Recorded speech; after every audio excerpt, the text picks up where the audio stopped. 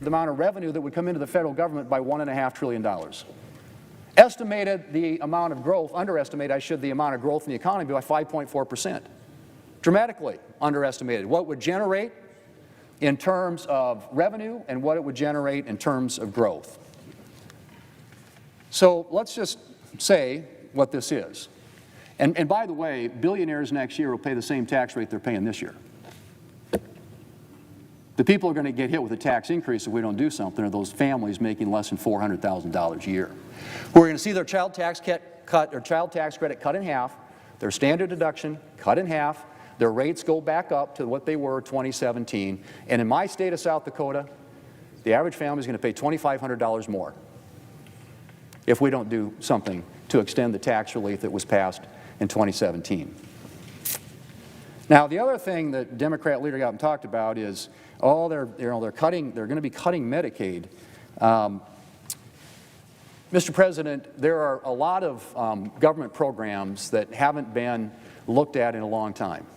We all acknowledge that 75% now of federal spending is what we call mandatory spending, entitlement programs, things that Congress doesn't annually appropriate for. And it continues to grow at an uncontrollable rate. In fact, the growth in the rate of Medicaid spending in the last 5 years has been 50%. That's not sustainable. We know that's not sustainable.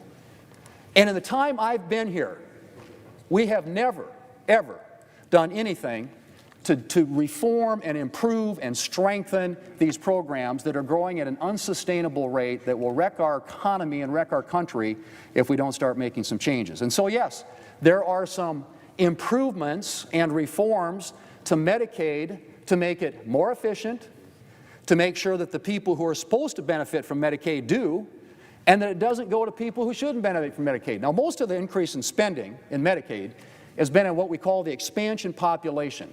And that's the number of people out there for whom states get a 90% reimbursement from the federal government. And so that has grown dramatically. And what does that represent?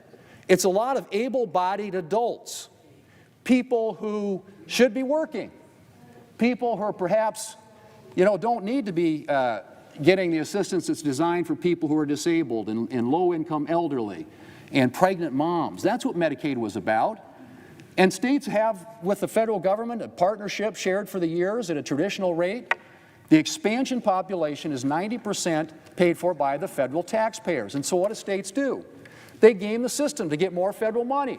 They add more people to the rolls. And so you have people on the rolls today who are here illegally, you have people on the rolls here today who are not eligible for this program, and you have people here today for whom there is, in that program, for whom there's no work requirement. And so what this does, it makes some reforms, one of which includes work requirements. I don't think that's a novel concept. It certainly isn't a concept that I think most Americans would disagree with. In fact, it was a Democrat president. Back in the 1990s, there was something called welfare reform.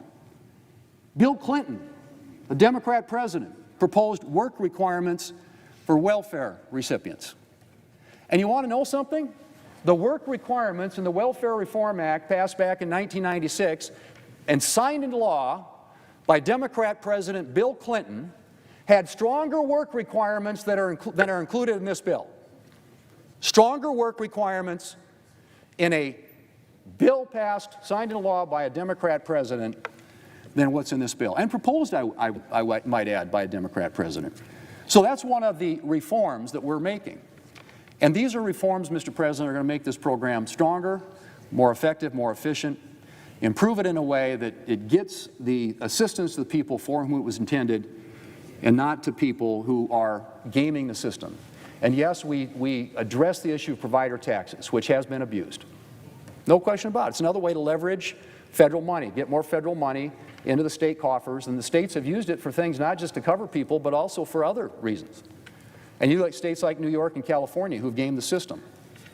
So the whole issue of what we're doing with the Medicaid program is to get rid of the waste, fraud, and abuse, make it work in the way in which it was intended to cover